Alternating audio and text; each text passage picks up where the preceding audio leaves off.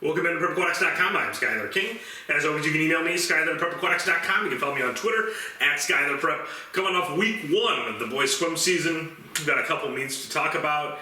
And, week two here, we're going to definitely lose some talent to the junior national meet in Austin, Texas.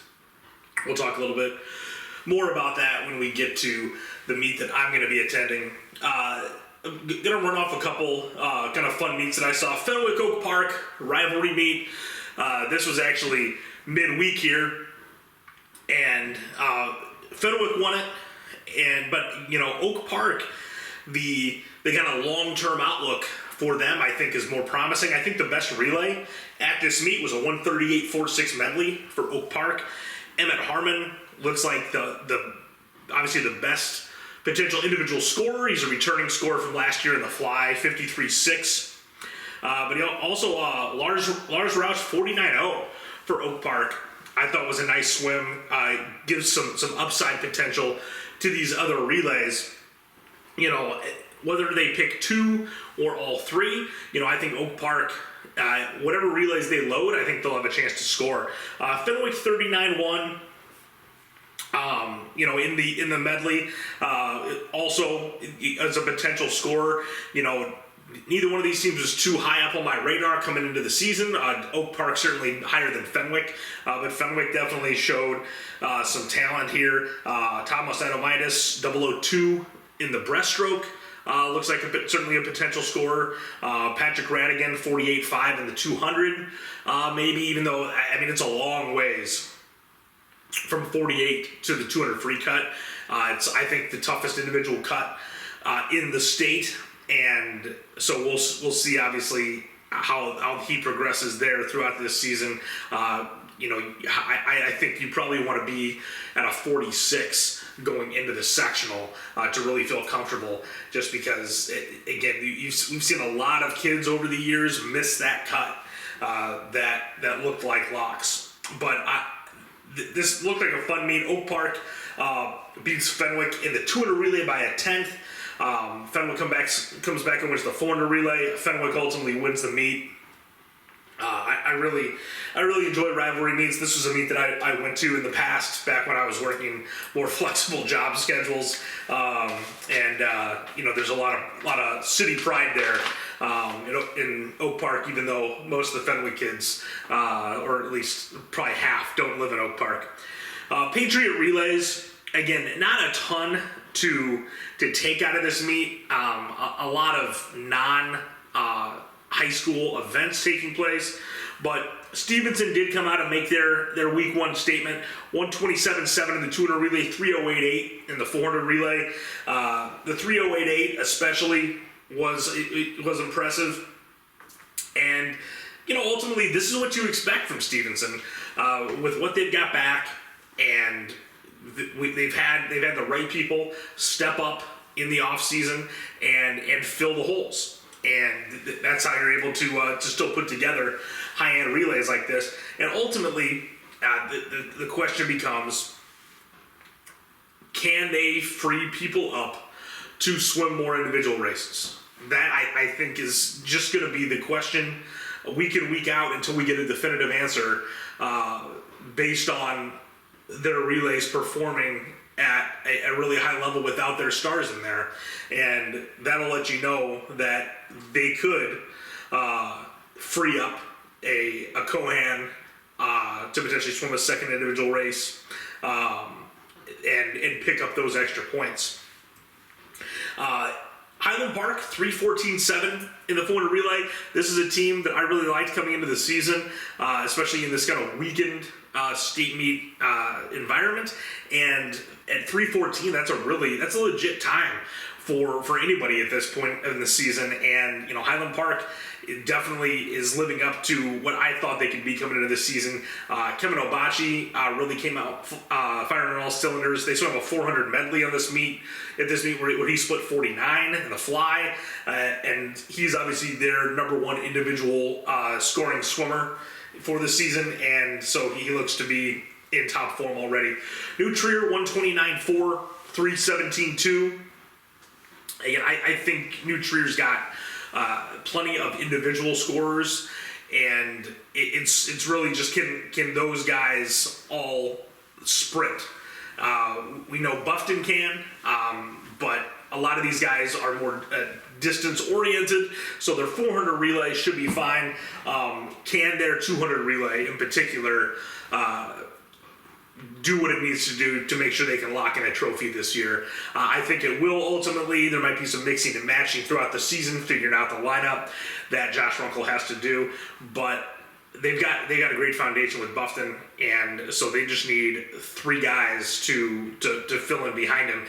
And New Trier always has high level depth. You know, if you're gonna have to fill holes, it's better to be picking out of the depth from New Trier than 90% of the other schools in the state. Obviously, I went to Hinsdale Central and Naperville Central. Again, it was kind of unfortunate how the schedule worked out because the better meet was really on Friday night when they had a triangle with Waubonsie and St. Charles East. But the depth and the versatility was on full display for Hinsdale over the course of these 2 days. So in the Waubonsie St. Charles East meet, they go 37-1 and 37-9 in the medley. And Waubonsie goes 39-2. If they've had their best 4 in there on one relay, they would have gone 36. Then on Saturday they go 36-7, 38-4. They went 36 with 4 totally different legs, that added up to 36 on Friday. And that just shows you the number of flyers, breaststrokers, backstrokers that they've got at their disposal. And obviously we know how many great freestylers they have. Sammy Kasser, 261 in diving. I only point this out because historically Hinsdale rarely scores points in diving. They did last year. It was one of the first times that they've scored, in the last 20 years, a diver. And so this is something to watch, especially if this meets even closer between Hinsdale and Stevenson than projected. Kasser could really be a big cog in making the difference because Stevenson's got Silverstein, who's one of the top returning divers in the state. Bertulis, who I was told will be around for sectional and state time this year. There was speculation coming into the season that he may not be. 51.9 in the fly, 004 in the breast. He's also their number 1 returning backstroker. This is another kid like Nate Harris who can really swim a little bit of everything and do it well. Also in the fly, David Gow, 53.3 against Naperville Central. And he's their 3rd or 4th flyer. The fly is probably, fly and breast are definitely like their deepest individual races right now. Vidar Karlbaum 48.8 in the 100, Priest 48.9 against Naperville Central, but for the most part they're swimming off events, quote unquote off events you would say. Against Waubonsie and St. Charles East, Noah Priest went 47.5 in the 200. Bay and Bertulis both went 159 in the IM. Kean Lamb also went 159 in the IM, even though he got 1-2 by the Hinsdale guys. Lamb is one of the kids that you're going to hear from a lot throughout the year for Waubonsie. And this is a relatively young Waubonsie team, and probably even better next year. Tyler Bardak, who was a freshman last year, state qualifier for Marmion, has moved, or I don't know that he moved, but it's transferred in to Waubonsie to give them a boost. The fly in this meet, Jeffrey Howe, 51.4, and Guo, 52.5. And so there's 4 flyers that we've talked about, 53.3 or better, 251s.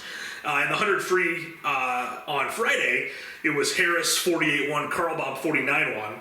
So 3 guys that have been 48 in the open 100. 126.4 in the 200 relay for Hinsdale at this meet. Bertulis 53.6 in the back, 312.4 in the 400 relay, which 312 might be good for the second best time in the state the rest of the season after Stevenson's 308 and whatever else Stevenson's going to go this year.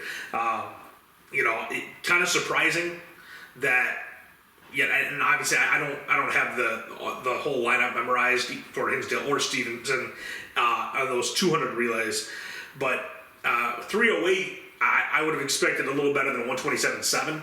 Or I guess you could say at 126 you'd expect a little better than 312, but it does kind of show you that the Hinsdale kids probably a little more pure speed, hence the 1.2 seconds faster in the 200 relay, whereas the Stevenson guys maybe better, more across the board in the hundreds, which is why they're almost 4 seconds better in the 400 relay.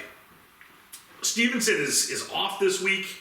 I think they're swimming intra-squad tomorrow. I'm recording this on a Wednesday. And then I have every intention right now to be at Vernon Hills for the Lake County meet a week from this Saturday. This upcoming weekend, I'll be at Hinsdale again because they are swimming a duel with New Trier.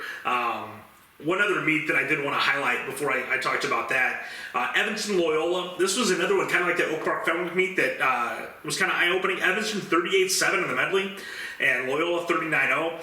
Loyola's got some nice freshmen. Devin Boone, 149.1 in the 200, and then Velazar Filipov, 53.4 in the fly, 54.1 in the back.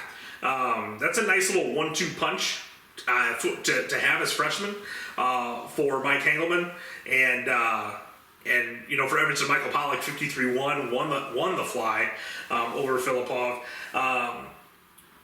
So the sprint free speed really wasn't there with these two teams, but it sort of trending in these early results, showing you how the medley might be the most competitive relay in terms of jockeying for spots, especially in that kind of, maybe 5 through 10 range, because we've got a lot more relays that are breaking 40 than we have relays that are breaking 30, which is unusual because it's generally speaking harder to have all 4 strokes covered than to just have 4 guys that can swim freestyle.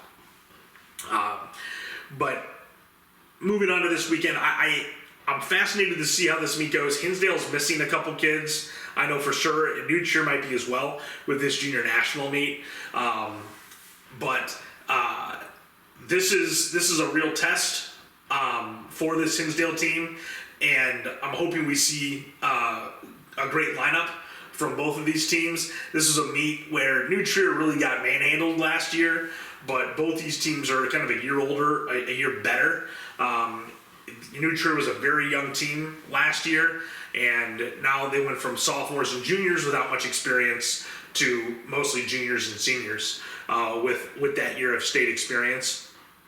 And so I'm really excited to see how competitive this meet is and how fast these guys can go, especially if they're missing guys. If New Trier's missing a couple guys, it's a real it's a real detriment to what they can put together. They don't have the depth that Hinsdale does. Nobody does. But potentially Hinsdale could be weakened just enough to make this a meet if New Trier has all their guys.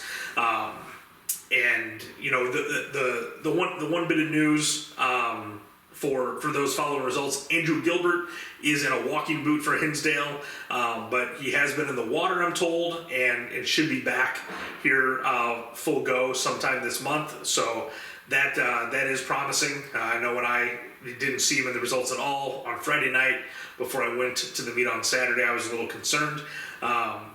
But hopefully, all these teams will be back full strength, or as close to as possible for next weekend, because next weekend is a big weekend for invitationals between Neuqua and Lake County in particular.